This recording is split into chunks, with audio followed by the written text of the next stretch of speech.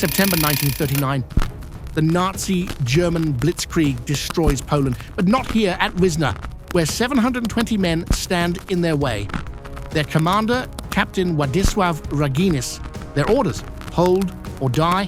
For 3 days, they fight off 42,000 Germans, tanks, and Stukas until the final bunker explodes. This is the story of Poland's Thermopylae. The sun breaks over the Narew River, casting golden light over the Polish trenches outside Wizna.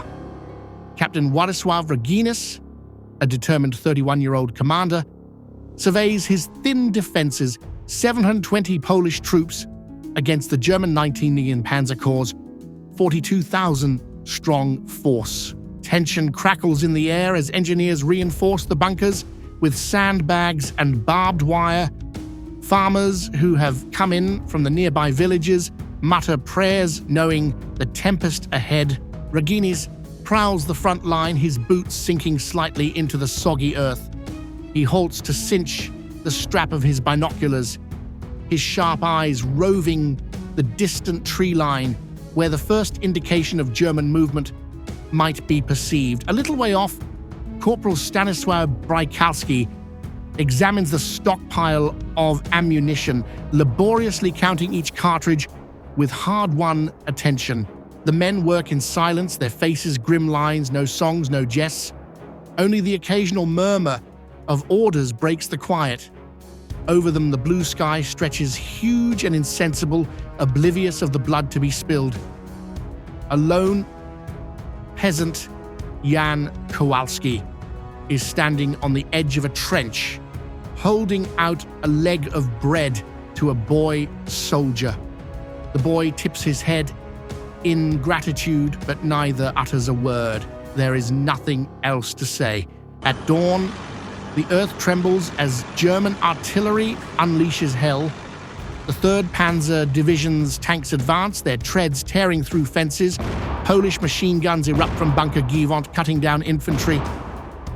A lieutenant, Stanisław Brajkalski, a youth, radios Raginis. They're everywhere. A Stuka dive bomber drops, a bomb detonating near a trench. Bodies and earth fly through the air. The German push continues unceasing.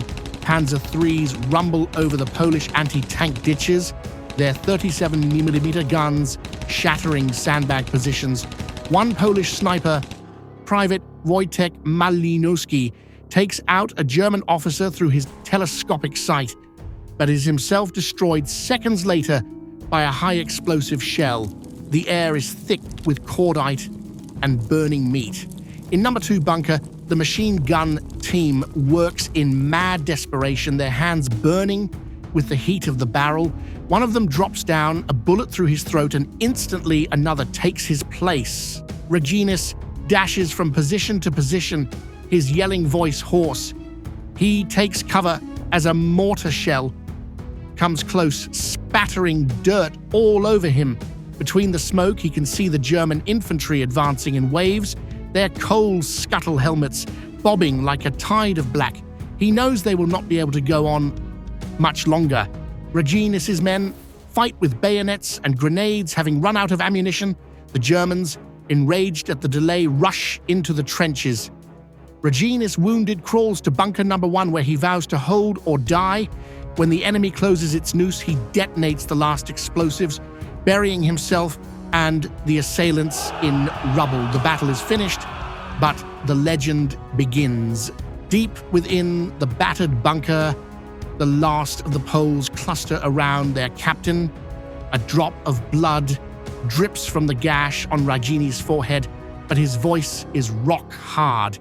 "No retreat," he says. "We are the shield of Poland." A youth soldier, barely 18, clutches a grenade in shaky fingers. German boots pound closer outside, their shouts muffled by concrete. Raginis pulls the pin on a bundle of explosives, his eyes locking with those of his men for the last time. The detonation echoes across the earth. After the dust settles, there is only silence for the Germans. A Wehrmacht officer, Major Heinz Guderian, who would become a legendary general, removes his hat out of respect. The Poles held out 3 days in the face of impossible odds. Their blood sacrifice provides precious time for the retreating Polish army. Please do remember to like this video and share. Till next time, goodbye.